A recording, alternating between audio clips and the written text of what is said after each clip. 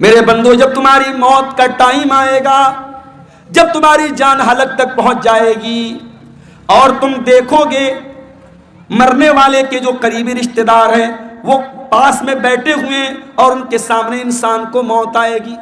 کبھی آپ نے کسی کو مرتے ہوئے دیکھا ہے؟ اتفاق سے میرے نانا کا جب انتقال ہوا تو میں وہاں پہ تھا۔ جیسے ہی انسان کا انتقال ہوتا ہے انسان کی آنکھیں اوپر اڑ جاتی ہیں، کیونکہ روح جو ہوتی ہے نا، جب فرشتہ لے کے جاتا ہے تو انسان کی آنکھیں پھٹی کی پھٹی رہ جاتی ہیں، اور اگر منہ کھلا ہے تو منہ کھلا کا کھلا رہ جاتا ہے۔ مرنے والے کو تم دیکھ رہے ہو کہ وہ مر رہا ہے۔ وَنَحْنُ أَقْرَبُ إِلَيْهِ مِنْكُمْ وَلَكِنْ لَا تُبْصِرُونَ۔ ماں کا انتقال ہو رہا ہے، بچے بغل میں بیٹھے ہیں، باپ کا انتقال ہو رہا ہے، بیٹے بغل میں بیٹھے ہیں۔ بیٹوں کو یہ لگ رہا ہے کہ باپ سے سب سے زیادہ قریب ہم ہیں، بیٹی کو یہ لگ رہا ہے ماں سے سب سے زیادہ قریب ہم ہیں۔ اللہ کہتا ہے وَنَحْنُ أَقْرَبُ إِلَيْهِ مِنْكُمْ وَلَكِنْ لَا تُبْصِرُونَ، مرنے والے سے سب سے زیادہ قریب ہم ہیں۔ فَلَوْلَا إِن كُنتُمْ غَيْرَ مَدِينِينَ تَرْجِعُونَهَا إِن كُنتُمْ صَادِقِينَ۔ اے میرے بندو، اگر تم کو یہ لگتا ہے کہ کوئی اللہ نہیں ہے، کوئی رب نہیں ہے، کوئی موت دینے والا نہیں ہے، اور تم کسی کے انڈر میں نہیں ہو، تم کسی کے پاور میں نہیں ہو، تو ذرا مرنے والے کو دوبارہ زندہ کر کے دکھا دو، ذرا روح کو واپس ڈال کے دکھا دو۔ نہیں کر سکتے، مردہ زندہ نہیں ہو سکتا میرے بھائی۔ جو مر گیا وہ مر گیا، اب مرنے کے بعد دوبارہ اس کے اندر جان نہیں ڈال سکتے۔ یہ ہے موت۔ اور کبھی غور کرنا، موت ہماری بے بسی بتاتی ہے۔ جب ہمارا انتقال ہوتا ہے نا، دنیا میں میں آپ کے سامنے آیا ہوں کرتا پاجامہ صدری پہن کے آیا ہوں، مریں گے تو کیا پہنیں گے؟ کفن پہنیں گے۔ دنیا میں نہانے جائیں گے، کوئی لکس سے نہا رہا ہے، کوئی لائف بوائے سے نہا رہا ہے، کوئی سنتھول سے نہا رہا ہے، کوئی الگ الگ برانڈ کے صابن استعمال کر رہا ہے۔ جاڑے کا موسم ہے، ہم گرم پانی کر کے نہا رہے ہیں، گھروں میں جو پیسے والے لوگ ہیں گیزر لگواتے ہیں۔ گرمی کا موسم ہے، ٹھنڈے پانی سے نہاتے ہیں۔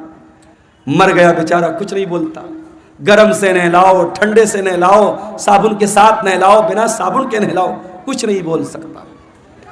دنیا میں نہاتا تھا، اپنا الگ ایٹیٹیوڈ تھا، آدھا گھنٹے تک نہاتا رہتا تھا، چہرے کے لیے الگ فیس واش تھا، باڈی کے لیے الگ باڈی واش تھا، بالوں کے لیے الگ شیمپو تھا۔ لیکن آج مرنے کے بعد آج اتنا بے بس ہے انسان، دوسرے اس کو نہلا رہے ہیں، اس کے رشتہ دار اس کو نہلا رہے ہیں۔ وہ بیچارہ یہ کہنے کی طاقت بھی نہیں رکھتا کہ میں تو لگ سے نہایا کرتا تھا، تم مجھے بیر کی پتیوں سے کیوں نہلا رہے ہو؟ میں تو فلاں صابن سے نہایا کرتا تھا، میرا فیوریٹ صابن کہاں ہے، میرا شیمپو کہاں ہے، میرا باڈی واش کہاں ہے، میرا فیس واش کہاں ہے؟ وہ بیچارہ یہ کہنے کی طاقت بھی نہیں رکھتا کہ میں تو دنیا میں پانی ہمیشہ گرم کر کے نہایا کرتا تھا، تم مجھے ٹھنڈے پانی سے کیوں نہلا رہے ہو؟ دنیا میں نہاتا تھا، باتھ روم میں پیک ہو کر کے نہاتا تھا، آج اس کے نہلانے والے، اس کے گھر والے اس کو نہلا رہے ہیں، اس کے بدن کا کپڑا بھی نہیں اتر رہا ہے، کینچی سے اس کا کرتا کاٹا جا رہا ہے، کینچی سے اس کی بنیان کو کاٹا جا رہا ہے، اس کا تہبند اتارا جا رہا ہے، اس کا انڈر ویئر اتارا جا رہا ہے، آج اس کی شرمگاہ کو دوسرے لوگ کھول کر کے نہلا رہے ہیں۔ اللہ اکبر، کتنی بے بسی ہے میرے بھائی۔ نہلا دیا گیا، اب کفن کا نمبر آیا۔ اسلام کی تعلیم دیکھو، امیر آدمی کو بھی وہی کفن دینا ہے، غریب کو بھی وہی کفن دینا ہے، وہی سوتی کپڑا ہے، وہی سفید چادر ہے۔ دنیا میں بہت رنگین رنگین پہن کر کے چلا کرتا تھا، برانڈڈ کپڑے پہنا کرتا تھا، مہنگے کپڑے پہنا کرتا تھا۔ آج مرنے کے بعد اسی سوتی چادر میں اسی سوتی چادر میں تجھ کو کفنایا جا رہا ہے، اسی سوتی کفن میں تجھ کو کفنایا جا رہا ہے۔ کفنا دیا گیا، اب اس کے بعد قبرستان لے کے جانا ہے۔ اگر قبرستان قریب میں ہے، جنازے کی چارپائی پہ لاش کو رکھا گیا، چارپائی کو 4 لوگوں نے کندھے پر اٹھایا، لے کے قبرستان پہنچے۔ اتنا بے بس ہے انسان، مرنے کے بعد ہل نہیں سکتا۔ اس کی باڈی کو 4 لوگ مل کر کے جنازے پر اٹھا کر کے لے کے قبرستان جا رہے ہیں۔ قبرستان لے کے جایا گیا، وہاں پہلے سے قبر کو کھود کر کے ریڈی کیا گیا ہے۔ جنازے کو قبر میں اتارا گیا، مٹی ڈالی گئی، قبر تیار ہو گئی، گھر والوں نے کھڑے ہو کر کے مغفرت کی دعا کر دی، آسانی کی دعا کر دی، پھر اس کے بعد مٹی ہاتھ سے اپنے مٹی جھاڑ کر کے گھر والے واپس چلے گئے۔ اے انسان تو کتنا غافل، تو کیا کیا حرکتیں کرتا ہے۔ اس قبر میں نہ تیرا باپ تیرے ساتھ آیا، نہ تیرے بچے تیرے ساتھ آئے، نہ تیری بیوی تیرے ساتھ آئی، نہ تیرا مال تیرے ساتھ آیا، نہ زمین تیرے ساتھ آئی، نہ جائیداد تیرے ساتھ آئی۔ کل نفس ذائقۃ الموت، ہر نفس کو موت کا مزہ چکھنا ہے۔ اللہ اپنے نبی سے قرآن میں کہتا ہے وَمَا جَعَلْنَا لِبَشَرٍ مِّن قَبْلِكَ الْخُلْدَ أَفَإِن مِّتَّ فَهُمُ الْخَالِدُونَ۔ اے نبی، آپ سے پہلے جتنے انسان آئے ان کو بھی موت آئی اور آپ کو بھی موت آنے والی ہے، آپ کو بھی مرنا ہے۔ اِنَّكَ مَيِّتٌ وَإِنَّهُمْ مَيِّتُونَ، اے نبی آپ بھی مرنے والے ہیں اور یہ سب مرنے والے، سب کو موت آنے والی ہے۔ ہمارے نبی کو موت آئی کہ نہیں آئی؟ آئیے ذرا سا نبی کی وفات کا نقشہ آپ کے سامنے کھینچتے ہیں۔ نبی کا انتقال کب ہوا؟ ربیع الاول کے مہینے۔ عمر کتنی تھی؟ 63 برس۔ مہینہ کون سا؟ ربیع الاول۔ تاریخ کون سی؟ 12 تاریخ۔ دن کون سا؟ سوموار کا دن۔ تھوڑا اور پیچھے چلو، ربیع الاول کے پہلے جب رمضان کا مہینہ آیا، پیارے نبی کی عادت تھی رمضان میں ہر سال حضرت جبریل علیہ السلام آپ کے پاس آتے تھے اور آپ کو قرآن کا دور کراتے تھے، قرآن پڑھاتے تھے اور آپ ان کو قرآن سناتے تھے۔ آخری بار جب آپ کی زندگی کا آخری رمضان تھا، اللہ کے پیارے نبی نے جبریل کو 2 مرتبہ قرآن سنایا۔ اللہ کے نبی نے حضرت جبریل کو 2 مرتبہ قرآن سنایا۔ یہ اس بات کی علامت تھی کہ اب آخری رمضان ہے، اب اس کے بعد کوئی رمضان آنے والا نہیں ہے۔ کچھ دنوں کے بعد جب حج کا موسم آیا، اللہ کے پیارے نبی نے اپنے صحابہ سے کہا میں حج کے سفر پہ جا رہا ہوں، جس کو میرے ساتھ حج کرنا ہے وہ چل سکتا ہے۔ صحابہ اکرام اپنے نبی کے ساتھ حج کے سفر پہ نکلے۔ 1 لاکھ سے زیادہ صحابہ حج کے اس سفر میں اپنے نبی کے ساتھ ہیں، اور اس حج کے دوران اللہ کے پیارے نبی بار بار اپنے صحابہ سے کہہ رہے ہیں خُذُوا عَنِّی مَنَاسِکَکُمْ خُذُوا عَنِّی مَنَاسِکَکُمْ، او لوگوں مجھ سے حج کا طریقہ سیکھ لو، مجھ سے حج کے ارکان سیکھ لو۔ ہو سکتا ہے کہ آئندہ سال تم اپنے نبی کو نہ پاؤ، ہو سکتا ہے آئندہ سال میرا انتقال ہو جائے، ہو سکتا ہے آئندہ سال میں زندہ نہ رہوں۔ آپ نے حج کیا ہے اور حج کے 2.5 مہینے کے بعد آپ کا انتقال ہو گیا۔ ذی الحجہ، محرم، سفر، ربیع الاول۔ ذی الحجہ میں آپ نے حج کیا ہے، ربیع الاول میں آپ کا انتقال ہوا ہے۔ انتقال سے پہلے آپ نے حضرت معاذ بن جبل رضی اللہ تعالیٰ عنہ کو یمن بھیجا تھا، اسلام کا داعی بنا کر، اسلام کا مبلغ بنا کر آپ نے یمن بھیجا تھا۔ آج ہمارا نوجوان دیوالی کا تہوار آتا ہے، بڑے شوق سے مٹھائی کھاتا ہے۔ میں اس مسئلے کو نہیں چھیڑ رہا ہوں کہ دیوالی کی مٹھائی کھانا جائز ہے یا ناجائز ہے، اس مسئلے کو چھوڑ دو۔ لیکن آج حالات کیا ہیں؟ آج بہار کے بہت سارے مسلمان دیوالی کا تہوار منا رہے ہیں، ان کے گھروں پر بھی دیے جل رہے ہیں، مسلمانوں کے گھروں سے بھی پٹاخوں کی آواز آ رہی ہے۔ وَزَعَمْتُمُ النَّصَارَىٰ تُتَّمَتُّمْ یَهُودٌ، یہ مسلمان ہیں جنہیں دیکھ کے شرمائے یہود۔ تیرا غیر مسلم بھائی شرک کر رہا ہے، اللہ کو چھوڑ کر اپنے دیوی دیوتا کی عبادت کر رہا ہے۔ تیرا فرض کیا تھا؟ تیرا کرتویہ کیا تھا؟ تیری ڈیوٹی کیا تھی؟ کہ تو توحید سمجھاتا، تو شرک سے منع کرتا، تو بتاتا یہ مہا پاپ ہے، یہ گناہ ہے، اللہ ہی ہمارا پالنہار ہے، اللہ ہی ہمارا معبود ہے۔ اپنے غیر مسلم بھائی کو تو اسلام کی دعوت دیتا، اسلام کی تبلیغ کرتا، مگر تو شوق سے بیٹھ کے مٹھائی کھا رہا ہے، تو اس کے تہوار میں، اس کے شرکیہ کام میں سیلیبریٹ کر رہا ہے۔ شرک کو کبھی سیلیبریٹ نہیں کیا جائے گا میرے بھائی، شرک کو ہمیشہ نگلیکٹ کیا جائے گا، شرک کو ہمیشہ ریجیکٹ کیا جائے گا، شرک کی ہمیشہ تردید کی جائے گی، شرک کو کبھی سیلیبریٹ نہیں کیا جائے گا۔ یہ مسئلہ یاد رکھنا۔ اللہ کے نبی نے معاذ بن جبل کو یمن اسلام کا داعی بنا کے بھیجا۔ حضرت معاذ بن جبل اونٹنی کے اوپر سوار ہیں اور اونٹنی کی نکیل اللہ کے رسول کے ہاتھوں میں ہے۔ اللہ کے نبی حضرت معاذ بن جبل کو نصیحت کر رہے ہیں، سمجھا رہے ہیں، بجھا رہے ہیں، ان کو باتیں بتا رہے ہیں۔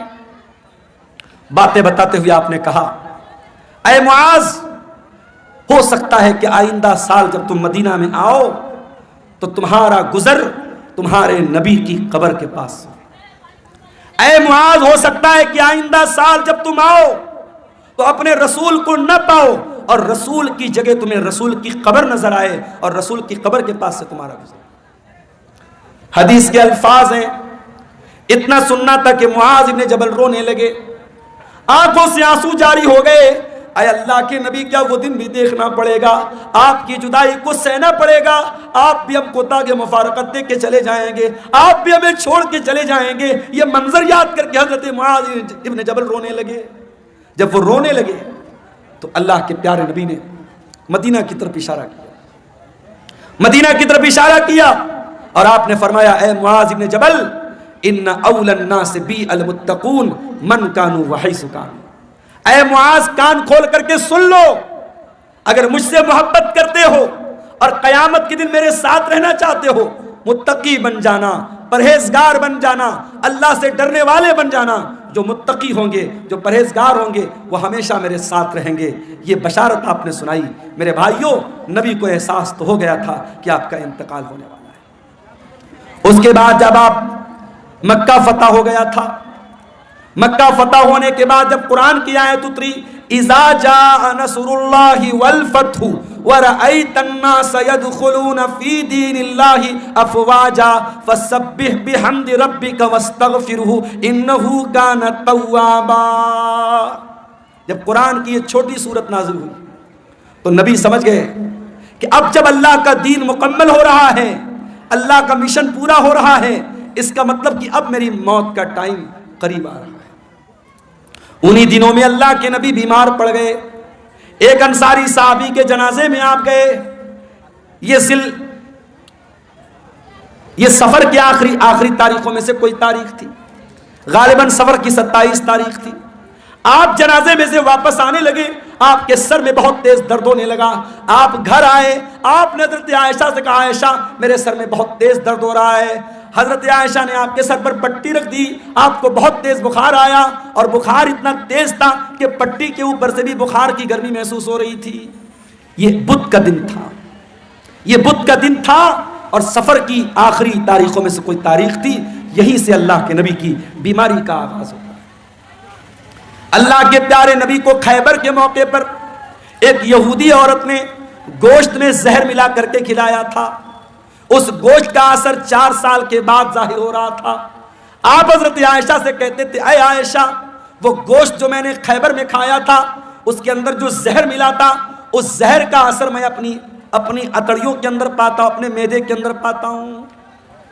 اس زہر کا اثر آپ نے اپنی باڈی پر محسوس کیا۔ اسی بیماری کی ایام میں ایک دن اللہ کے پیارے نبی خطبہ دیتے، صحابہ کرام کا مجمع بیٹھا ہوا ہے، اللہ کے پیارے نبی خطبہ دے رہے ہیں اور خطبے میں آپ کہتے ہیں ان اللہ خیر عبدا، اللہ تعالیٰ اپنے ایک بندے کو اختیار دے رہا ہے، اپنے ایک بندے کو چوائس دے رہا ہے کہ اے میرے بندے تو چاہے تو دنیا کی نعمتوں کو لے لے اور چاہے تو میرے پاس آ جا اور اس سے اچھی نعمتیں میں تجھ کو دے دوں۔ تو اللہ کے اس بندے نے اللہ کے پاس جانے کو پسند کر لیا۔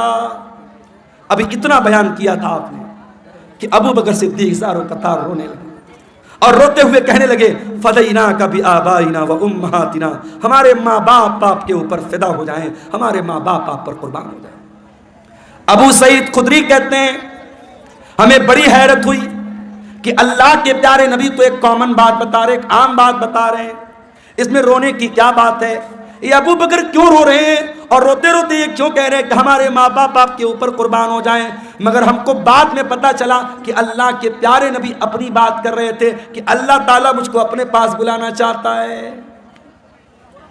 اسی خطبے میں آپ نے کہا اے لوگوں کان کھول کر کے سن لو، میرے اوپر سب سے زیادہ اگر کسی کا احسان ہے، اس کے مال کا، اس کے ٹائم کا سب سے زیادہ اگر کسی نے احسان کیا ہے ابو بکر صدیق نے کیا ہے۔ او لوگو اگر میں دنیا میں کسی کو خلیل بناتا ابو بکر کو خلیل بناتا، مگر میں اللہ کا خلیل ہوں، اللہ نے مجھے اپنا خلیل بنایا ہے۔ اے لوگو مسجد میں جتنے لوگوں کے دروازے کھڑکیاں ہیں سب بند کر دیے جائیں سوائے ابو بکر کے گھر کے دروازے کے. ابو بکر کا جو دروازہ مسجد میں کھلتا ہے اس کو بند نہ کیا جائے, وہ دروازہ اوپن رہے گا, وہ دروازہ کھلا رہے گا. یہ نبی کے آخری دنوں کی بات ہے میرے بھائی. سوموار کے دن آپ کا انتقال ہوا, بدھ کا دن آیا. بدھ کے دن آپ نے صحابہ سے کہا کہ 7 الگ الگ کنویں کا پانی لایا جائے. 7 الگ الگ کنویں کا پانی لایا گیا. اللہ کے پیارے نبی نے غسل فرمایا. غسل کرنے کے بعد آپ نے اپنے سر کے اوپر پٹی باندھی اور آپ مسجد میں آئے اور منبر پر چڑھے اور آپ نے خطبہ دیا. اور اسی خطبے میں آپ نے فرمایا کہ او لوگو, میرے انصاری صحابہ, میرے انصار صحابہ کے ساتھ تم کبھی غلط سلوک مت کرنا. انہم کرشی و عیبتی, یہ میرے بڑے خاص لوگ ہیں, انہوں نے بڑی قربانیاں دی ہیں. اگر کبھی تم امیر بن جانا, مسلمانوں کے ذمہ دار بن جانا, تو انصار صحابہ کرام کے ساتھ اچھا سلوک کرنا. وہ اگر بھلائی کریں ان کی بھلائی کو قبول کر لینا, اگر ان سے غلطی ہو جائے تو درگزر کر دینا, معاف کر دینا. جمعرات کا دن آیا, نبی نے ظہر پڑھائی, نبی نے عصر پڑھائی, نبی نے مغرب پڑھائی, اور مغرب کی نماز میں آپ نے سورۃ المرسلات کی تلاوت کی. عشاء کا ٹائم آیا, حضرت بلال آئے. اے اللہ کے نبی, نماز کا ٹائم ہو چکا ہے, لوگ آپ کا انتظار کر رہے ہیں. آپ نے کہا پانی لاؤ.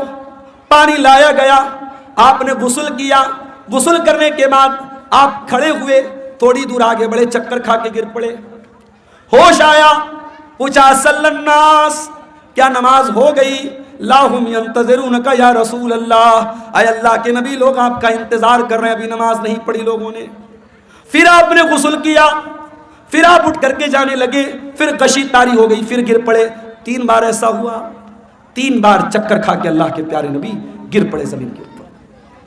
جب 3 بار ایسا ہو گیا اور آپ سمجھ گئے کہ اب میری طبیعت مسجد میں جانے لائق نہیں ہے, تو آپ نے کہا کہ جاؤ ابو بکر سے کہو وہ لوگوں کو نماز پڑھائیں.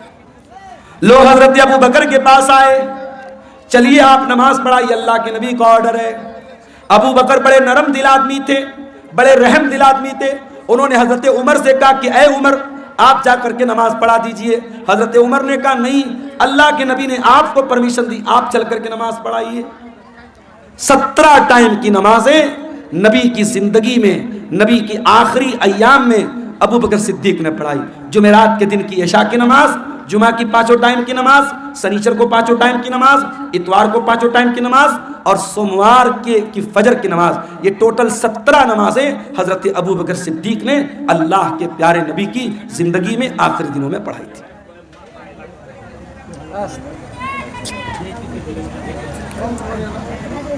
سنیچر کا دن آیا,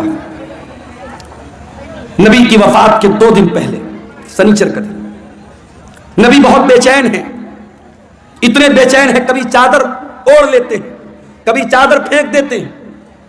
بے چینی آپ کے اوپر طاری ہے. اس بے چینی کے عالم میں نبی نے فرمایا لعنت اللہ علی الیہود والنصارى, اللہ کی لعنت ہو یہودیوں کے اوپر اور عیسائیوں کے اوپر, اللہ کی لعنت ہو یہود و نصارہ کے اوپر. اتخذوا قبور انبیائہم مساجد, انہوں نے اپنے نبیوں کی قبروں کو مسجد بنا لیا, اپنے نبیوں کی قبروں پر جا کر کے سجدہ کرنے لگے. او لوگو تم میری قبر پر ایسا کچھ مت کرنا. نبی اپنے آخری ٹائم میں قبر پرستی سے منع کر رہے ہیں.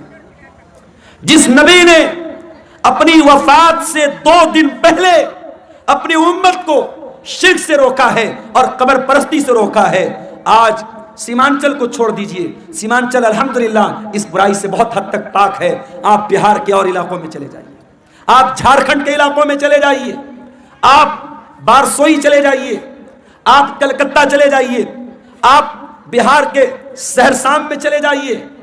ایسے ایسے علاقے ہیں میرے بھائی جہاں ہر محلے میں کوئی مزار ہے, کوئی قبر ہے, جہاں سجدے ہو رہے ہیں, جہاں مرادیں مانگی جا رہی ہیں, جہاں بگڑی بننے کا دعویٰ کیا جا رہا ہے. نبی نے اپنی امت کو بت پرستی سے منع کیا تھا. آج نبی کے ماننے والے, نبی کے امتی جگہ جگہ قبروں کی پوجا کر رہے ہیں اور قبر کی عبادت کر رہے ہیں. اسی سنیچر کے دن اللہ کے پیارے نبی نے اپنے صحابہ سے کہا کہ کوئی قلم لے آؤ، کاغذ لے آؤ، میں کوئی تحریر لکھ کے دے دیتا ہوں تاکہ تم میرے بعد گمراہ مت ہو جانا۔ اب جب نبی نے یہ بات کہی کہ قلم لے آؤ، کاغذ لے آؤ، میں کچھ لکھ دیتا ہوں، تو اب صحابہ کرام میں آپس میں اختلاف ہو گیا۔ کچھ صحابہ نے کہا کہ نبی کی حالت بہت کمزور ہے، آپ کی سچویشن بہت کمزور ہے، بیمار ہیں آپ کو ابھی یہ تکلیف دینے کی ضرورت نہیں ہے، ہمارے پاس قرآن ہے، اللہ کے نبی کی حدیث ہے، وہ کافی ہے، ہمیں کسی اور تحریر کی ضرورت نہیں ہے۔ کچھ لوگوں نے کہا جب اللہ کے نبی خود کہہ رہے ہیں کہ قلم لے آؤ، کاغذ لے آؤ، میں لکھ دیتا ہوں تو لے آؤ۔ اس بات پر آپس میں جھگڑا ہونے لگا، بحث ہونے لگی، اور جب بحث ہونے لگی اللہ کے نبی نے کہا چلے جاؤ یہاں سے، نبی نے سب کو وہاں سے ہٹا دیا۔ اس کا مطلب یہ ہوا کہ اگر وہ بات اتنی امپورٹنٹ ہوتی، اتنی اہم ہوتی کہ اس کے بغیر مسلمانوں کا کام نہ چلتا تو نبی صحابہ سے یہ نہ کہتے کہ چلے جاؤ، نبی کہتے لے آؤ، میں ہر حال میں لکھ کے دے دیتا ہوں۔ نبی نے نہیں لکھوایا، اس کا مطلب کہ وہ بات پہلے سے آپ بتا چکے تھے، وہ بات کوئی اتنی امپورٹنٹ بات نہیں تھی۔ اتوار کا دن آیا، نبی کی وفات سے ایک دن پہلے کا دن، نبی نے اپنے سارے غلاموں کو آزاد کر دیا۔ نبی کے گھر میں جتنے ہتھیار تھے، تلوار تھی، ڈھال تھی، زرہ تھی، سب آپ نے مسلمانوں کے لیے وقف کر دیا۔ اتنا ہی نہیں، آپ کے گھر میں 7 دینار تھے، آپ نے ان کو بھی صدقہ خیرات کر دیا۔ اتوار کا دن گزارنے کے بعد جب رات آئی ہے اور چراغ جلانے کے لیے تیل کی ضرورت پڑی ہے تو اماں عائشہ کہتی ہے میرے پاس تیل نہیں تھا، مجھے پڑوسی سے مانگنا پڑا، تب جا کر کہ محمد رسول اللہ کے گھر میں چراغ جلا ہے، روشنی ہوئی ہے۔ اللہ اکبر۔ میری پیاری ماں اور بہنوں، آج آپ کا چپل آپ کی پسند کا نہ آئے، آپ کا کپڑا آپ کی پسند کا نہ آئے، آپ کی پسند کی جویلری آپ کا شوہر نہ لائے تو میاں بیوی میں جھگڑا ہو جاتا ہے۔ بیوی کہہ دیتی ہے ارے جائیے آپ کے ساتھ تو شادی کر کے میں پھنس گئی، شادی کر کے پھنس گئی آپ کے ساتھ، آپ تو کبھی میری پسند کا سامان نہیں لاتے ہیں۔ آج شوہر اپنا دل اور کلیجہ نکال کے رکھ دے تب بھی بیوی خوش نہیں ہونے والی ہے۔ وہ ایک لطیفہ ہے نا کہ ایک مولوی صاحب تھے، بہت اچھی تقریر کرتے تھے، بہت پبلک ان کی بڑی عزت کرتی تھی، بڑا لوگ احترام کرتے تھے، اور گھر میں جو ان کی گھر والی تھی وہ ان کی عزت ہی نہیں کرتی تھی، ان کو مانتی نہیں تھی۔ تو ایک دن ان کی گھر والی نے کہا ارے سنتے ہو، رات میں نے خواب دیکھا ایک بزرگ ہوا میں اڑ رہے ہیں، ایک بزرگ کو دیکھا میں نے کہ ہوا میں اڑ رہے ہیں، میں تو دیکھ کے بڑی اچنبھت ہو گئی، حیران ہو گئی۔ تو مولوی صاحب نے کہا کہ ارے پاگل، وہ بزرگ میں تھا جس کو تم نے ہوا میں اڑتے ہوئے دیکھا تھا۔ کہا اچھا آپ تھے، اسی لیے تھوڑا ٹیڑھا ٹیڑھا اڑ رہے تھے، سیدھا نہیں اڑ رہے تھے۔ تو بیوی کبھی شوہر کی تعریف کرنے کو تیار نہیں ہوتی ہے، یہ مزاج ہوتا ہے میرے بھائیوں بیویوں کا۔ لیکن آپ دیکھیے نبی کی بیویوں نے کیسی زندگی گزاری ہے۔ نبی نے اپنی بیویوں کو کوئی لگژری لائف نہیں دی، کوئی شاندار گھر نہیں ہے، کوئی شاندار کپڑا نہیں ہے، کوئی شاندار فرنیچر نہیں ہے۔ نبی کی حیات کا آخری دن ہے اور نبی کے گھر میں جو چراغ جل رہا ہے، چراغ کی بتی کا تیل بھی ادھار مانگ کے لایا گیا ہے۔ سوموار کا دن آتا ہے، نبی اکرم کی زندگی کا آخری دن ہے۔ اللہ کے پیارے نبی فجر کی نماز کا ٹائم ہوتا ہے، بستر سے اٹھتے ہیں، اپنے کمرے کے دروازے پر آتے ہیں، پردہ ہٹاتے ہیں، سامنے صحابہ کرام نماز پڑھ رہے ہیں، ابو بکر صدیق نماز پڑھا رہے ہیں اور صحابہ کرام نماز پڑھ رہے ہیں۔ یہ منظر دیکھ کر کے اللہ کے نبی بہت خوش ہوتے ہیں اور آپ کے چہرے پر مسکراہٹ آ جاتی ہے۔ آپ جب مسکرانے لگتے ہیں تو صحابہ کرام نماز کی حالت میں اپنے نبی کی مسکراہٹ کو محسوس کر لیتے ہیں۔ صحابہ کرام سمجھ جاتے ہیں کہ اللہ کے نبی اپنے کمرے کے دروازے پر آئے ہیں۔ صحابہ کرام تالی بجانے لگتے ہیں، لقمہ دینے لگتے ہیں حضرت ابو بکر صدیق کو کہ جلدی سے پیچھے چلے آؤ، اللہ کے نبی آ چکے ہیں۔ لیکن جب اللہ کے نبی نے محسوس کیا کہ صحابہ کرام چاہتے کہ میں امامت کراؤں تو آپ نے اشارہ کیا کہ نماز پوری کرو، اور اس کے بعد آپ نے پردہ گرا دیا۔ یہ آخری نظر تھی، صحابہ کہتے ہیں آخری دیدار تھا جو ہم نے اپنے نبی کا کیا تھا۔ فجر کا ٹائم ختم ہوا، چاشت کا ٹائم شروع ہوا، سورج آسمان کی طرف بلند ہونے لگا۔ جیسے جیسے سورج بلند ہو رہا ہے چاشت کا ٹائم ہو رہا ہے، محمد رسول اللہ کی تکلیف بڑھ رہی ہے میرے بھائی۔ آپ نے اپنی بیٹی حضرت فاطمہ کو بلوایا۔ حضرت فاطمہ نے آ کر کے اپنے باپ کو تکلیف میں دیکھا، فرمایا واہ کربا ابتا، ہائے میرے ابا جان کی تکلیف۔ آپ نے فرمایا لیسا علی ابی کی کربن بعد الیوم، اے میری بیٹی فاطمہ، آج کے بعد تیرے باپ کے اوپر کوئی تکلیف آنے والی نہیں ہے، آج تیرے باپ کی زندگی کا آخری دن ہے۔ احساس ہو گیا تھا کہ آج آخری دن ہے۔ پھر آپ نے حضرت فاطمہ کے کان میں کہا اے فاطمہ، میں بہت جلد دنیا سے جانے والا ہوں، میں چھوڑ کر کے تم کو دنیا سے جانے والا ہوں، تیرا باپ تجھ سے جدا ہونے والا ہے۔ یہ سن کر کے حضرت فاطمہ کی آنکھوں سے آنسو آ گئے۔ پھر آپ نے ان کے کان میں فرمایا اے فاطمہ، میرے اہل بیت میں، میرے گھر والوں میں سب سے پہلے تم مجھ سے ملو گی، تمہارا انتقال سب سے پہلے ہوگا، اور اے فاطمہ تم تمام جنتی عورتوں کی سردار بنو گی۔ جب حضرت فاطمہ نے یہ سنا، ان کے چہرے پر مسکراہٹ آ گئی۔ آپ نے حسن و حسین کو بلایا، ان کی پیشانی کو چوما اور لوگوں سے کہا کہ میرے یہ نواسے ہیں، ان کا خیال کرنا، ان کے حقوق کا خیال کرنا، ان کے ساتھ کوئی ظلم نہ ہونے پائے۔ پھر آپ نے اپنی بیویوں کو بلوایا، تمام بیویاں اکٹھا ہو گئیں، آپ نے ان کو واضح و نصیحت کی، ان کو سمجھایا، ان کو اچھی اچھی باتیں بتائیں۔ اس کے بعد آپ نے یہ بھی فرمایا، دو چیزوں کی آپ نے وصیت کی۔ اس بے چینی کے عالم میں جب آپ کی زبان سے الفاظ بھی صحیح طریقے سے نہیں نکل رہے تھے، آپ نے فرمایا الصلاۃ وما ملکت ایمانکم، او لوگو نماز کی پابندی کرتے رہنا، نماز کا خیال کرتے رہنا، اور اپنے غلاموں کا، اپنے نوکروں کا، اپنے ماتحتوں کا خیال کرنا۔ نماز کی پابندی کرنا اور اپنے انڈر میں کام کرنے والے اپنے نوکروں، اپنے خادموں کا خاص خیال رکھنا۔ حضرت عبد الرحمن ابن ابو بکر مسواک لے کر کے آئے، نبی کی نظر مسواک پر پڑ گئی۔ آپ نے حضرت عائشہ کو اشارہ کیا کہ میں بھی مسواک کرنا چاہتا ہوں۔ حضرت عائشہ نے اپنے بھائی سے مسواک لی اور مسواک کو اپنے دانتوں سے نرم کیا، اور وہ مسواک اللہ کے نبی کو دے دی۔ اللہ کے پیارے نبی نے اپنی وفات سے کچھ دیر پہلے مسواک کیا۔ علماء کہتے ہیں اگر کسی کو اندازہ ہو جائے کہ میرا انتقال ہونے والا ہے، میری موت ہونے والی ہے، آخری ٹائم میں مسواک کرنا بھی اللہ کے نبی کی سنت ہے۔ اس کے بعد آپ نے وہیں پر ایک پیالے میں پانی رکھا ہوا تھا، آپ کو اپنے اوپر موت کی سختیاں محسوس ہوئیں۔ کیا بات ہے، کیوں اٹھ رہے ہیں آپ؟ بارش ہو رہی؟ کسی سے چندہ کے لیے میرے بھائیوں، علاقہ اتنا پچھڑا ہوا ہے۔ مجھے یاد ہے جب قاری صاحب نے مجھ کو بلایا تھا اور میں جہاں ٹھہرا ہوا تھا، رات بھر مچھروں نے میرا جینا حرام کر دیا تھا، کیڑوں نے، مچھروں نے۔ مجھے گھسیا گھاٹ کا علاقہ کبھی بھولتا نہیں ہے، اور تبھی میں نے کہا تھا کہ اتنا پچھڑا علاقہ بہت کم دیکھنے کو ملتا۔ اب تو ماشاءاللہ راستے واسطے بھی بن گئے، کچھ ترقی ہوئی ہے۔ اس علاقے میں یہ قاری عبدالباسط صاحب نے یہ ادارہ کھولا ہے، اور آپ جانتے ہیں یہ جلسہ ادارے کے چندے کے لیے جلسہ ہو رہا ہے۔ یہ بار بار بتانے کی ضرورت نہیں ہے، میں بنگالی علماء کی طرح چندہ کرنے والا مقرر نہیں ہوں، لیکن میں آپ سے گزارش کرتا ہوں یہ جلسے والوں کی محنت پر پانی مت پھیریے۔ بارش ہو رہی ہے، ہلکی پھلکی بارش ہو رہی ہے، اگر ہو بھی رہی تھوڑا بہت بھیگ بھی گئے تو مسئلہ نہیں ہے، لیکن آپ اس ادارے کے اوپر پیسوں کی بارش ضرور کر کے جائیے گا، اور جو بھی چندہ 100 200 1000 لاکھ 2 لاکھ جو بھی آپ دے کے جا سکتے ہیں، ادارے کا تعاون کر کے جائیے گا۔ خصوصی طور پر یہ میری آپ سے گزارش ہے، ادارہ آپ کے تعاون کا محتاج ہے، علاقہ آپ دیکھ رہے ہیں، ادارے کی ضرورت آپ دیکھ رہے ہیں۔ میں رسول کی وفات کا واقعہ بیان کر رہا ہوں، تھوڑی دیر اور آپ کے صبر کا امتحان لیتا ہوں، پھر میں آپ سے اجازت لے لوں گا۔ اللہ کے نبی کا آخری ٹائم ہے میرے بھائی، اور موت کی شدت آپ محسوس کر رہے ہیں۔ آپ نے موت کی اس شدت میں اپنے چہرے پر پانی ڈالا اور آپ نے کہا اللہم انی علی سکرات الموت، اے اللہ میری مدد کر، موت کی سختیوں پر میری مدد کر۔ حضرت عائشہ کہتی ہیں کہ نبی کے اوپر جب میں نے موت کی سختی کو دیکھ لیا، اس وقت تک میں موت کی سختی کو برا سمجھتی تھی، مگر جب اپنے نبی کے اوپر میں نے موت کی سختی کو دیکھا تو میں سمجھ گئی کہ موت کی سختی برحق ہے، اور موت کی سختی کسی کے اوپر بھی آ سکتی ہے۔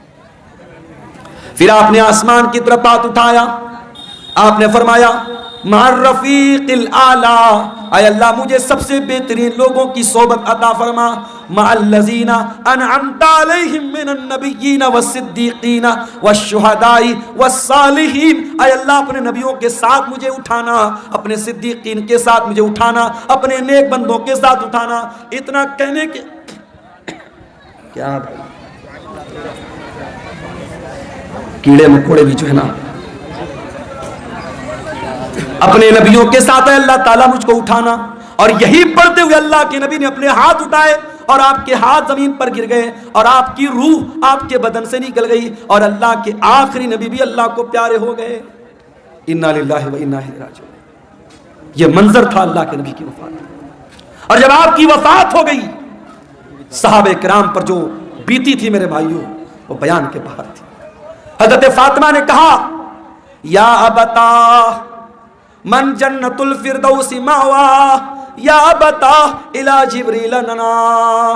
اے میرے ابا جان ہم آپ کی موت کی خبر جبریل امین کو دے رہے ہیں. اے ابا جان آپ کا ٹھکانہ جنت الفردوس ہے. یا بتا اجاب ربن دعا. اے ابا جان آپ نے اپنے رب کی دعوت کو قبول کر لیا, اپنے رب کے پاس چلے گئے. یہ نبی کی وفات کا منظر تھا میرے پاس. نبی کے انتقال کے بعد آپ کی جنازے کی نماز بھی ہوئی مگر کسی ایک امام کی اقتدا میں نہیں ہوئی. لوگ آتے گئے پڑھتے چلے گئے. پہلے مردوں نے پڑھی, پھر عورتوں نے پڑھی, پھر بچوں نے پڑھی. ایک ایک کر کے, دو دو کر کے, تین تین کر کے لوگ آتے تھے, پڑھتے تھے, چلے جاتے تھے. کسی امام کے پیچھے آپ کی جنازے کی نماز نہیں ہوئی. اور جب نبی کو دفنایا گیا تو حضرت فاطمہ نے کہا تھا حضرت انس سے اطابت انفسکم ان تحسو علی رسول اللہ صلی اللہ علیہ وسلم التراب. اے انس تمہارے دل نے گوارا کیسے کیا کہ تم نے نبی کے اوپر مٹی ڈالی تھی. نبی کے اوپر مٹی ڈالنا اور نبی کو مٹی میں اتارنا, قبر میں اتارنا کیسے تم نے گوارا کر لیا. مگر میرے بھائیوں یہ اللہ کا قانون تھا, یہ اللہ کا دستور تھا, یہ اللہ کا حکم تھا اور صحابہ کرام نے اس پر عمل کیا اور پیارے نبی کو بھی قبر میں اتارا گیا اور آپ کو بھی قبر میں دفنایا گیا. تو موت تو سب کو آنی ہے میرے بھائی. کل نفس ذائقۃ الموت, سورہ آل عمران کی آیت نمبر 185 میں پہلی بات اللہ نے یہی بیان کی. اس کے بعد فرمایا وَإِنَّمَا تُوَفَّوْنَ أُجُورَكُمْ يَوْمَ الْقِيَامَةِ. اور اے میرے بندو مرنے کے بعد جب تم اللہ کے پاس جاؤ گے تو قیامت کے دن تمہارے عمل کا پورا پورا بدلہ تمہیں دیا جائے گا.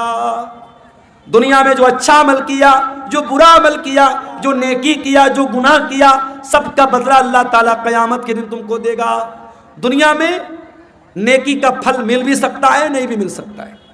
گناہ کی سزا مل بھی سکتی ہے, نہیں بھی مل سکتی ہے. مگر نیکی اور گناہ کی اصل جو اس کی جزا ہے, جو سزا ہے, وہ آخرت میں ملے گی. دنیا دار العمل ہے, آخرت دار الجزا ہے. یہاں عمل کرو گے, یہاں بدلہ مل بھی سکتا ہے, نہیں بھی مل سکتا ہے, لیکن وہاں بدلہ ملے گا. وَإِنَّمَا تُوَفَّوْنَ أُجُورَكُمْ يَوْمَ الْقِيَامَةِ. تمہارے عمل کا پورا پورا بدلہ تم کو قیامت کے دن دیا جائے گا. یہ دوسری بات اللہ نے بیان کی. اور تیسری بات فَمَنْ زُحْزِحَ عَنِ النَّارِ وَأُدْخِلَ الْجَنَّةَ.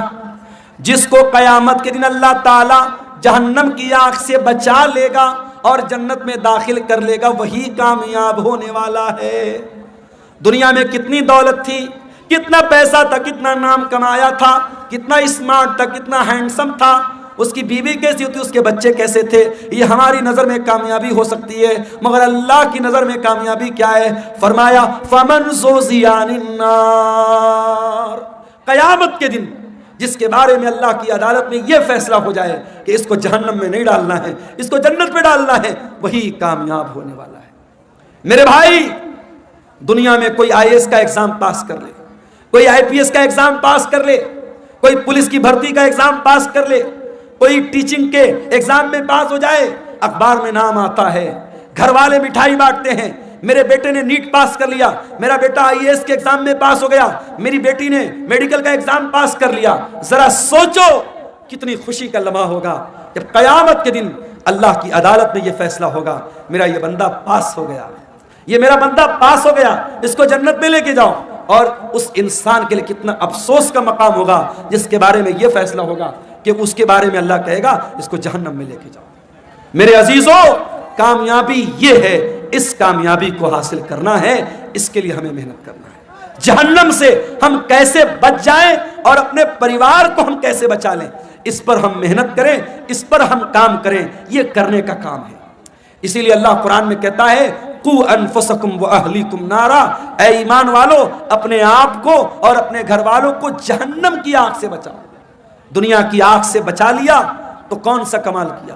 دنیا کی آگ میں انسان ایک بار جلے گا, جل کے ختم ہو جائے گا, مگر قیامت کے دن کی جو جہنم کی گرمی ہوگی میرے بھائیوں وہ بار بار جہنم کی آگ میں انسان کو جلایا جائے گا، تڑپایا جائے گا۔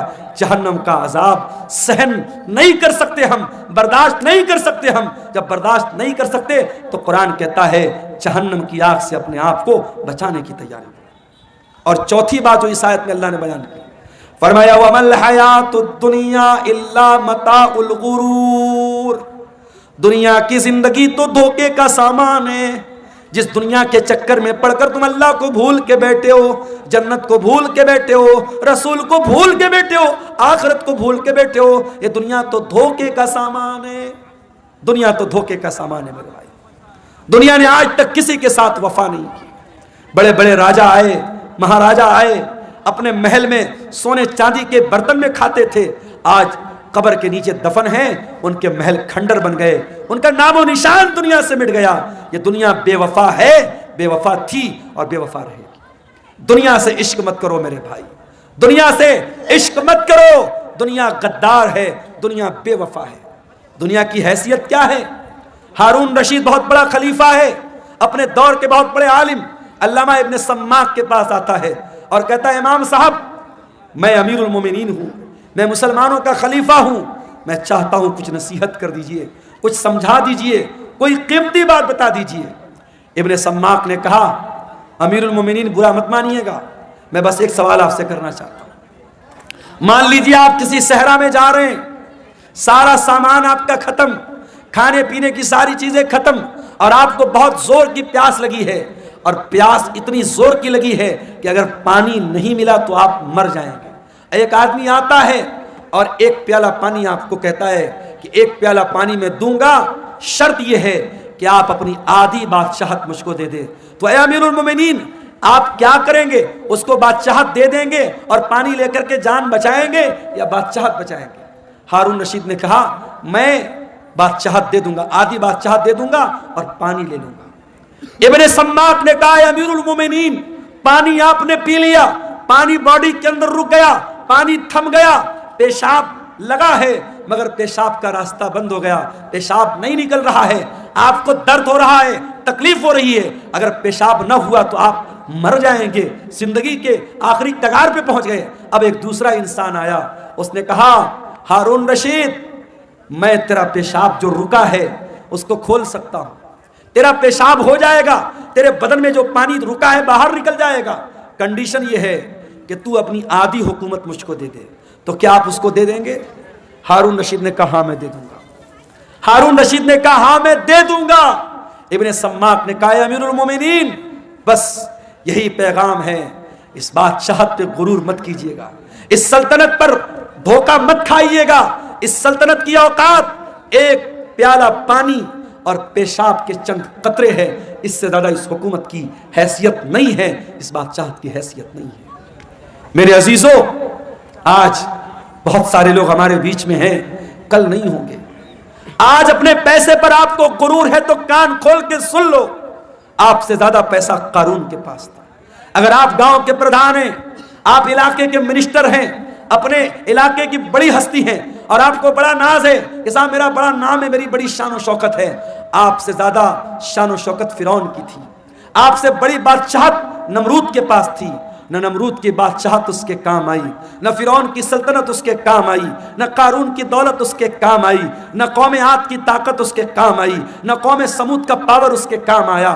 میرے پیارے ساتھیوں اگر کام آنے والی کوئی چیز ہے اللہ کا دین کام آئے گا، آپ کے نیک عمل آپ کے کام آئیں گے، ایمان آپ کے کام آئے گا، آپ کا عقیدہ آپ کے کام آئے گا۔ میرے عزیزوں سورہ آل عمران کی آیت میں 4 سبق ہمیں ملے۔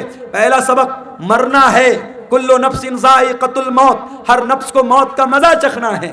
یہ مدرسے والے چندے کے لیے آپ سے اپیل کر رہے ہیں، اور آپ اتنے بھی غریب نہیں ہیں 150 آپ نہ دے سکے، مگر آج نہیں دے رہے ہیں، اور جب مر جائیں گے تو بیٹا کیا کرے گا؟ زندگی میں کبھی باپ کی طرف سے صدقہ نہیں کیا، کبھی باپ نے خود صدقہ نہیں کیا، مر گیا تو بیٹا کیا کر رہا ہے؟ باپ کی طرف سے مدرسہ بنوا رہا ہے، باپ کی طرف سے ٹیوب ویل لگوا رہا ہے، ماں کی طرف سے مسجد میں قرآن دے رہا ہے۔ ارے زندگی میں ماں باپ کی قدر کرو اور زندگی میں صدقہ خیرات کیا کرو۔ اللہ کے نبی سے پوچھا گیا سب سے افضل صدقہ کون سا ہے، سب سے بہترین صدقہ کون سا ہے؟ آپ نے فرمایا ان تصدق وانت صحیح شحیح تخشى الفقر وتأمل الغنى. سب سے بہترین صدقہ یہ ہے، تندرستی کی حالت ہے، مال کی محبت ہے، پیسہ بہت ہے، مال کی محبت ہے، تندرستی ہے، اور ڈر ہے کہ پیسہ ختم نہ ہو جائے اور پیسہ آنے کی امید ہے. ایسی سچویشن میں جو صدقہ کیا جائے وہ سب سے بہترین صدقہ ہے. میرے عزیزوں، صدقہ خیرات کرنے کے لیے، نیکی کے کام میں حصہ لینے کے لیے موت کا انتظار مت کرو.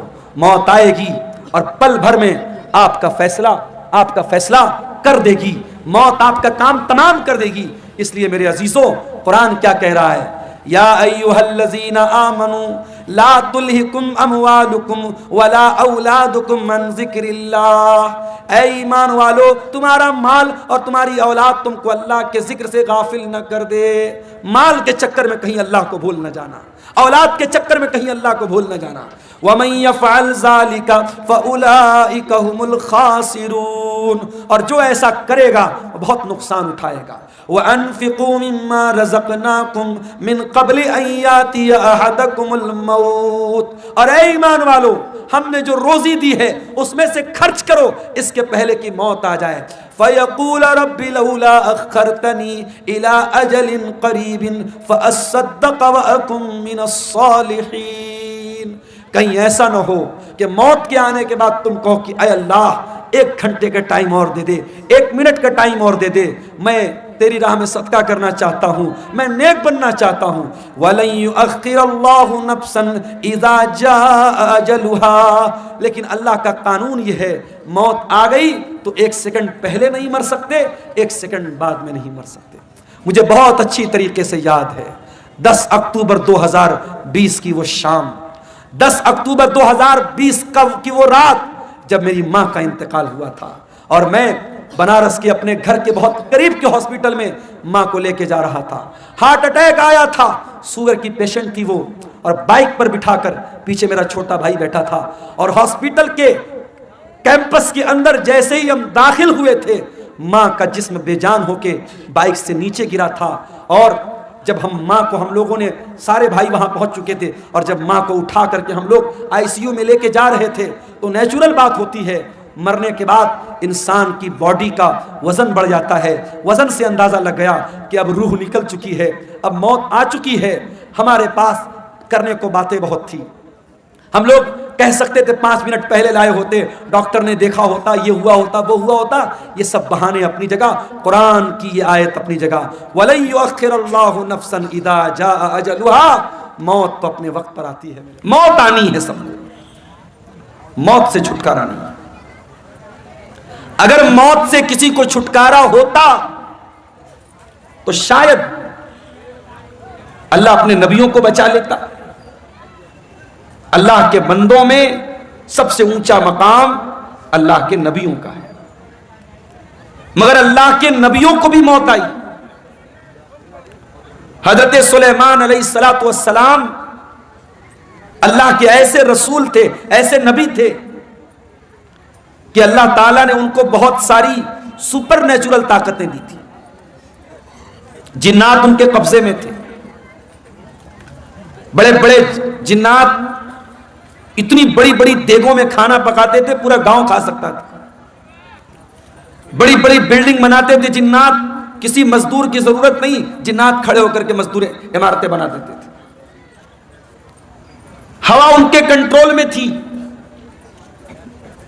وہ صبح سے شام تک کا سفر پل بھر میں طے کر لیتے تھے. اتنی بڑی طاقت حضرت سلیمان علیہ السلام کو ملی تھی. لیکن کیا سلیمان علیہ السلام کو موت نہیں آئی؟ موت آئی. کیسے موت آئی؟ سلیمان علیہ السلام کے حکم سے جنات بیت المقدس کی تعمیر کر رہے تھے، بیت المقدس کی بلڈنگ بنا رہے تھے، اس کا اسٹرکچر کھڑا کر رہے تھے. سلیمان علیہ السلام ان کو ڈائریکشن دے رہے تھے، سمجھا رہے تھے، ان کو نردیش دے رہے تھے. سلیمان علیہ السلام اپنے عصا کے اوپر، اپنی لاٹھی کے اوپر کھڑے ہو کر کے ان کو بتا رہے تھے. اور اسی حالت میں سلیمان علیہ السلام کو موت آ گئی. اپنی لاٹھی پر ٹیک لگا کے کھڑے ہیں، موت آ گئی.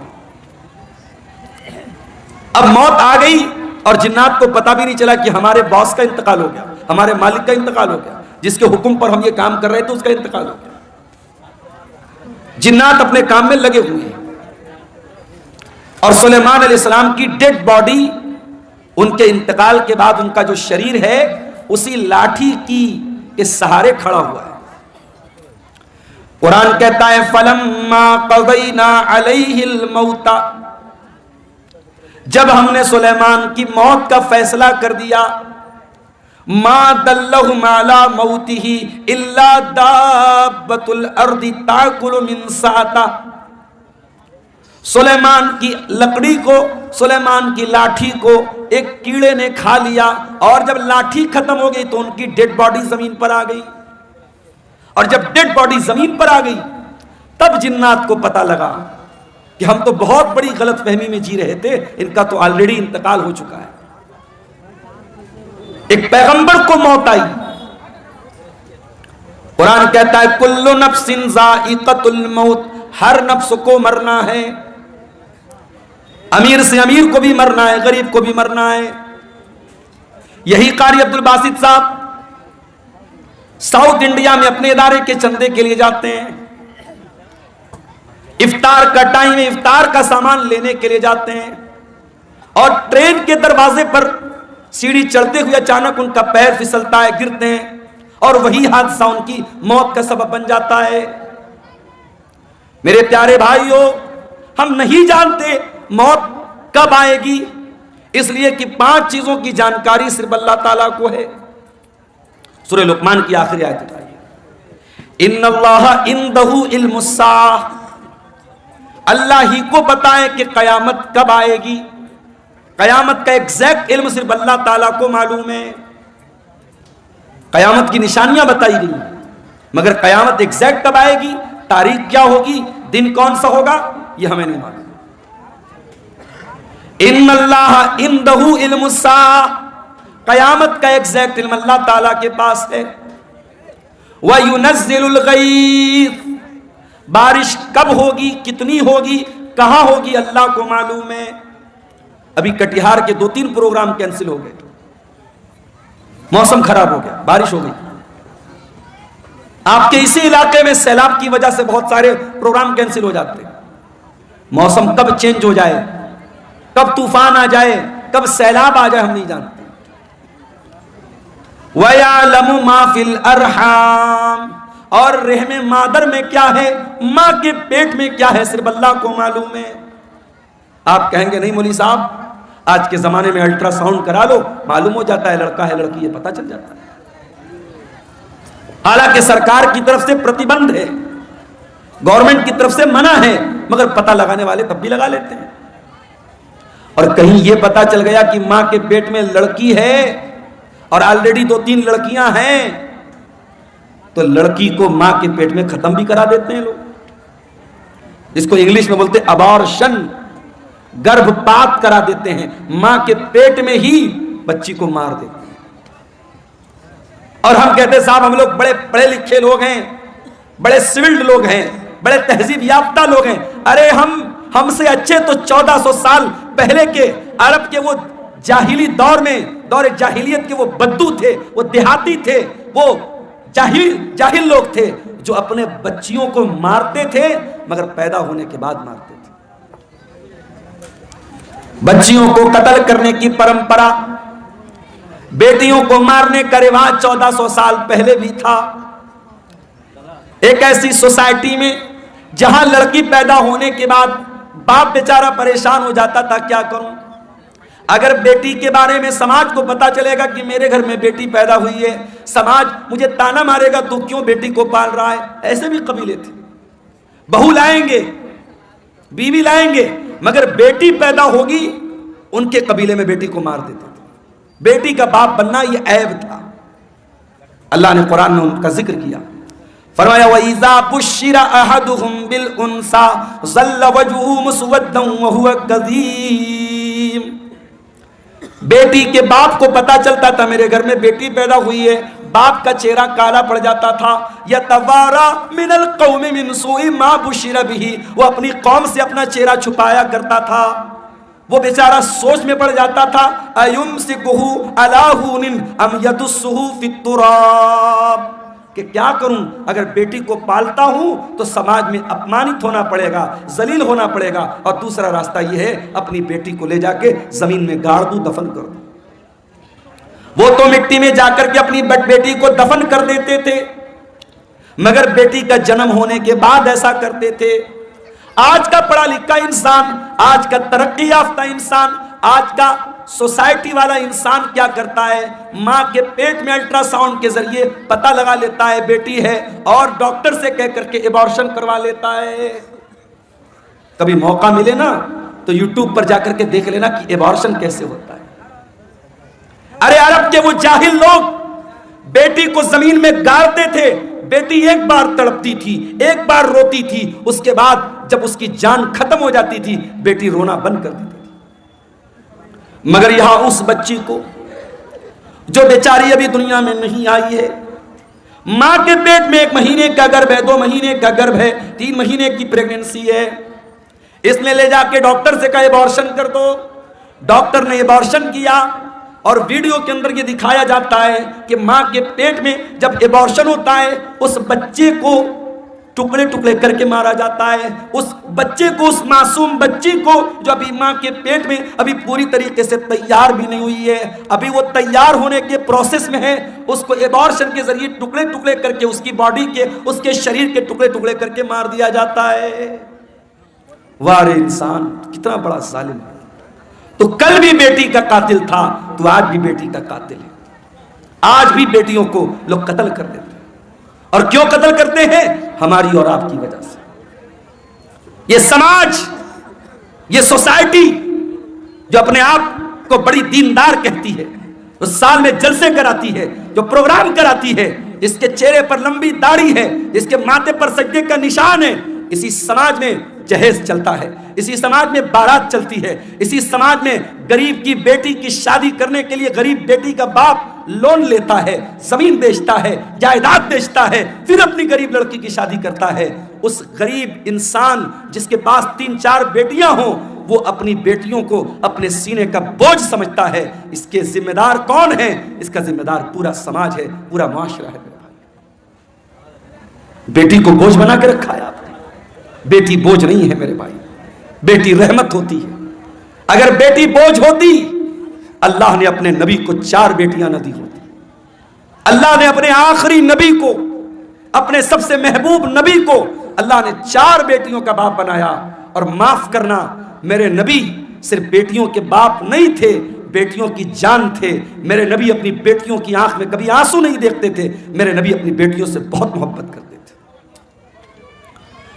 اللہ کہہ رہا ہے وَيَعْلَمُ مَا فِي الْأَرْحَامِ، ماں کے پیٹ میں کیا ہے یہ میں ہی جانتا ہوں، کوئی نہیں جانتا۔ الٹرا ساؤنڈ کے ذریعے ڈاکٹر یہ بتا دے گا کہ ماں کے پیٹ میں ہونے والے بچے کا جینڈر کیا ہے، لڑکا ہے یا لڑکی ہے، لیکن ڈاکٹر یہ نہیں بتا پائے گا وہ بچہ پیدا ہونے کے بعد دنیا میں کتنے دن زندہ رہے گا۔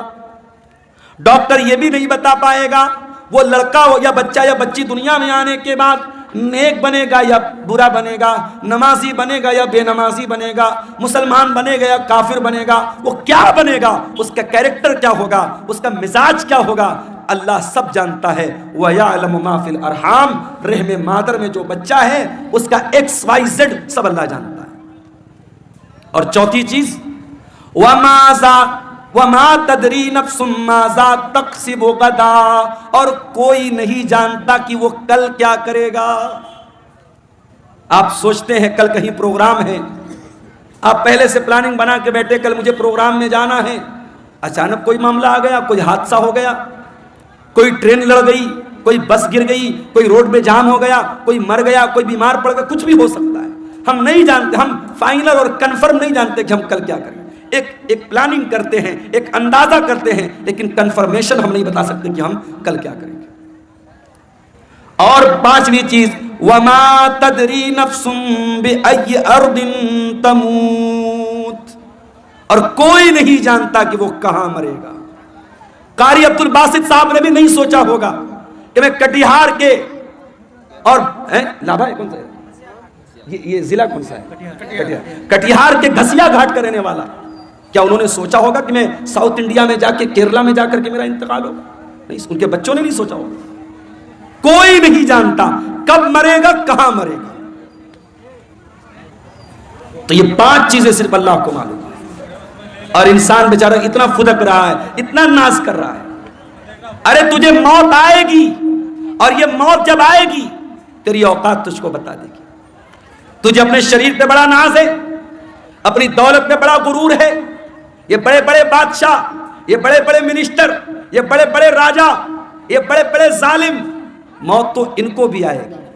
اور اسی دیش میں ہم نے دیکھا, اسی ملک میں ہم نے دیکھا, دیش کو دنگوں کی آگ میں جھونکنے والے, دیش میں ہزاروں لوگوں کے قاتل, ہزاروں لوگوں کو مارنے والے, ہزاروں لوگوں کے خون کی ہولی کھیلنے والے, موت ان کو بھی آئی ہے میرے بھائی. اور ایسی موت آئی ہے, دنیا نے تماشا دیکھا ہے, بہت بری موت آئی ہے. میرے عزیزو, موت انسان کو آئے گی.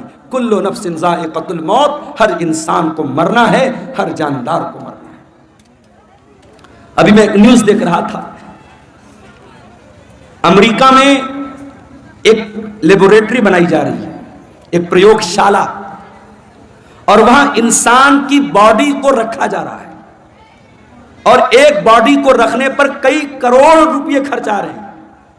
اور انسان باڈی کو رکھ کر کے کیا پلاننگ کر رہا ہے, دوبارہ اس مردہ کو ہم زندہ کیسے کریں, اس پر وہاں ریسرچ ہو رہی ہے. بہت سارے لوگ پیسہ خرچ کر کے اپنی باڈی کو اس میں پریزرو کروا رہے ہیں, اور اس پر ریسرچ چل رہی کہ کیسے مردہ انسان کو زندہ کیا جائے. کیا یہ پاسبل ہے؟ قرآن کہتا ہے یہ پاسبل نہیں. اس لیے اپنے نوجوان ساتھیوں سے بھی کہنا چاہتا ہوں, سیمانچل کے جلسوں میں میں کہیں کہیں بڑی بے حیائی بھی دیکھتا ہوں, سڑکوں پر لڑکے لڑکیوں کا جمگھٹ بھی دیکھتا ہوں, بڑا ایسا ماحول میں دیکھتا ہوں. پورے انڈیا میں وہ ماحول کہیں نظر نہیں آتا. میرے بھائیوں, یہ جلسے, یہ پروگرام ٹھیک ہے, ادارے والوں کے اپنے مسائل ہیں, مدرسوں کی اپنی مجبوری ہے, جلسہ کرانے بغیر ان کو چندہ نہیں ملے گا. جلسہ آپ کرائیے, شوق سے کرائیے, اور تقریر آپ کرائیے. مگر میں گھسیا گھاٹ کے مدرسے کے ذمہ داروں سے بھی کہنا چاہوں گا, اور ویڈیو بن رہا ہے, سیمانچل کے تمام مدرسوں کے ذمہ داروں سے کہنا چاہوں گا کہ اب بہت دیر ہو چکی ہے. اب اپنے جلسوں کو تھوڑا سا کنٹرول کر لو, عورتوں کا انتظام رکھو, لیکن سختی سے منع کر دو. کوئی میلہ ٹھیلا نہیں لگے گا, کوئی عورتوں کے سامان کی دکان نہیں لگے گی, کوئی سڑک اور چوراہے پر مردوں اور عورتوں کا جمگھٹ نہیں لگے گا. اور اگر نہیں کر سکتے تو پھر جلسے بند کر دو میرے بھائی, جلسے بند کر دو. یہ میلے کے نام پر اگر مردوں عورتوں کا جمگھٹ ہوتا ہے تو اتنا بڑا گناہ نہیں ہے, اتنا بڑا گناہ نہیں ہے جتنا بڑا گناہ بڑے بڑے بینر لگا کے, بڑے بڑے فاٹک لگا کے, بڑے بڑے علماء کی تقریر کرا کے, اور سڑکوں پر مردوں عورتوں کا جب ہم جمگھٹ دیکھتے ہیں, جوان جوان لڑکیاں جا رہی ہیں اور جوان لڑکے ان کو دیکھ کر آوازیں کس رہے ہیں, اشارے بازی کر رہے ہیں, نین مٹکا ہو رہا ہے, یہ منظر دیکھ کر واللہ دل کو تکلیف ہوتی ہے. اور میں یہ سوچتا ہوں 2009 سے میں سیمانچل میں آ رہا ہوں, 15 سال ہو گئے, ہر سال آ رہا ہوں, تقریریں کر رہا ہوں, لیکن حالات جس کے تس ہے, بلکہ اور برے ہو رہے ہیں. حالات کب سدھریں گے میرے بھائی؟ ہم کب جاگیں گے, کب ہوش میں آئیں گے, کب ہم چیتیں گے, کب اپنے عمل کو ہم سدھاریں گے؟ میرے عزیزو, آج کی تقریر میں یہی پیغام دے رہا ہوں کہ اس کے پہلے کہ موت آ جائے اور یہ گناہ کرتے ہوئے اللہ کے یہاں ہم چلے جائیں, اپنے عمل کی اصلاح کر لو میرے بھائی, اپنی برائیوں سے توبہ کر لو. اور یاد رکھو, توبہ کرنے کے لیے کل کا انتظار مت کرو. جاؤ اپنے کمرے کا دروازہ بند کرو. جس طریقے سے بیٹھ کر کے بند کمرے میں موبائل دیکھتے ہو, جاؤ اپنے کمرے کی لائٹ بھی بند کر دو, دروازہ بھی بند کر دو, اور وضو کر کے اللہ کے سامنے ہاتھ پھیلاؤ اور سوچو کہ اب تک کی زندگی کیسی گزری تھی. اپنے گناہوں کو یاد کرو, اپنے خطاؤں کو یاد کرو. اور اگر اللہ کی بارگاہ میں روتے ہوئے 2-4 قطرے آنسوؤں کے گر گئے, واللہ کہہ رہا ہوں ان آنسوؤں کی بڑی قیمت ہے اللہ کے یہاں, ان آنسوؤں کی بڑی قیمت ہے اللہ کے ہاں. اللہ کے پیارے نبی فرماتے ہیں اللہ کو 2 چیزیں بہت زیادہ پسند ہیں, من قطرتین, 2 قطرے اللہ کو بہت پسند ہیں. قطرۃ دموع من خشیت اللہ, ایک اللہ کے خوف سے بہنے والا آنسو کا قطرہ, قطرۃ دم تحراق فی سبیل اللہ, اور ایک خون کا قطرہ جو اللہ کی راہ میں بہتا ہے. میرے عزیزو, توبہ کر لو, जवानी में तौबा कर लो, अपनी ताकत के दौर में तौबा कर लो, कल बुढ़ापे में तौबा करने का कोई मतलब नहीं होगा। दर जवानी तौबा करदन शेवए पैगंबरी वक्त पीरी गुर्गे जालिम मी शवत परहेजगार। जवानी में तौबा करो, ये नबियों का तरीका है। बुढ़ापे में तो भेड़िया भी शरीफ बन जाता है, जब मुंह में दांत नहीं, पेट में आंत नहीं, शरीफ बन गए तो कौन सा कमाल किया। ये रात का टाइम है मेरे भाई, ये बड़ा सुहाना वक्त है, बड़ी बरकत वाला वक्त है। इस वक्त हम अल्लाह ताला से अगर तौबा करेंगे, अल्लाह से रुजू करेंगे, मुझे यकीन है अल्लाह ज़रूर हमारी तौबा को कबूल करेगा। और जब सच्ची तौबा कर लो तो अब तक जो गुनाह का काम करते थे उस गुनाह से बाज आ जाओ, उस गुनाह को छोड़ दो। अगर मोबाइल का गलत इस्तेमाल करते थे, यहीं से तौबा कर लो, नहीं करेंगे। अगर ज़िनाकारी और बदकारी में मुलव्विस थे, अगर इग़लामबाजी में मुलव्विस थे, अगर हराम का कोई कारोबार करते थे, अगर आज मैं भी आ रहा था, रास्ते में हमारी कार के ड्राइवर ने कहा, रास्ते में कई जगह गैर मुस्लिमों का की बस्ती गुजरी, ड्राइवर ने कहा मौलाना साहब एक बात बोलूँ आपको। मैंने कहा बताओ। कहने लगा कि बिहार में और ख़ास तौर से हमारे इस इलाके में आज के दिन हमारे बहुत सारे गैर मुस्लिम बहुत जुआ खेलते हैं, और उनका ये मानना है, गैर मुस्लिम भाइयों का ये मानना है कि दिवाली की रात जो जुआ खेलेगा और जीत जाएगा वो साल भर हमेशा जीतेगा, वो कभी हारेगा नहीं। ये मान्यता है उनकी। और एक दिन पहले भी धनतेरस का त्यौहार था, आपने देखा होगा मार्केट में बड़ी भीड़ लगी थी, बड़ी भीड़ लगी थी। धनतेरस वाले दिन हमारे गैर मुस्लिम भाइयों का ये मानना है कि कुछ ना कुछ सामान उनको खरीदना है, चाहे झाड़ू ही खरीदेंगे मगर खरीदेंगे। और आज अभी हम लोग चाय पीने के लिए रास्ते में रुके तो एक साहब ने बताया कि दुकानदार फोन पे नहीं ले रहा, वो कैश चाहिए उसको। उसने कहा हम फोन पे से पेमेंट नहीं लेंगे, आज के दिन हम कैश लेते हैं, हम फोन पे नहीं लेते हैं। तो ये हमारे गैर मुस्लिम भाइयों के यहाँ आस्था के नाम पे बहुत सारी चीजें अंधविश्वास हैं जो धीरे धीरे हमारे यहाँ भी आ रहा है। मेरे भाइयों, अंधविश्वास से बचो। और जुआ खेलना हमेशा हराम है इस्लाम में। गैर मुस्लिम भाइयों के एक त्यौहार पे खेल रहे हैं, मगर हमारे मजहब में किसी त्यौहार पे खेलना या किसी त्यौहार पे शराब पीना जायज़ नहीं है। शराब साल के 360 दिन हराम है, जुआ साल के 360 दिन हराम है। तो सूरह आल इमरान की इस आयत की रोशनी में चंद बातें मैंने रखी हैं, और मैं अपने आप को बड़ा खुशनसीब समझता हूँ कि कारी अब्दुल बासित साहब, बड़ी मीठी आवाज़ थी उनकी, बड़ी मोहब्बत से बोलते थे। आज उनके बच्चों ने अल्हम्दुलिल्लाह अपने बाप की वरासत को संभाला है, मदरसे को चला रहे हैं। हमारी जिम्मेदारी बनती है, इलाके का पुराना इदारा है और एक बुजुर्ग ने उसको ज़िंदगी भर सींचा है, आज वो हमारे बीच में नहीं है, उनके बच्चे चला रहे हैं। हम इस इदारे को हम इसका ताउन करें, अल्लाह ताला हम सबको इसकी तौफीक अता फरमाए। हमारे यूट्यूबर भाई जो यहाँ आए हुए हैं, हर जगह ये भीड़ के छत्ता की तरह माइक को घेरे रहते हैं, आप हजरात से भी खुसूसी गुजारिश है, इदारे का ताउन करके खुसूसी आप जाएं, जो भी आपसे हो सके ज़रूर आप इस इदारे के इस कार्य खैर में हिस्सा लेकर के जाएं। और मैं पहले भी कहता हूँ, आज भी कहता हूँ कि आप तकरीरों को यूट्यूब पर अपलोड करें।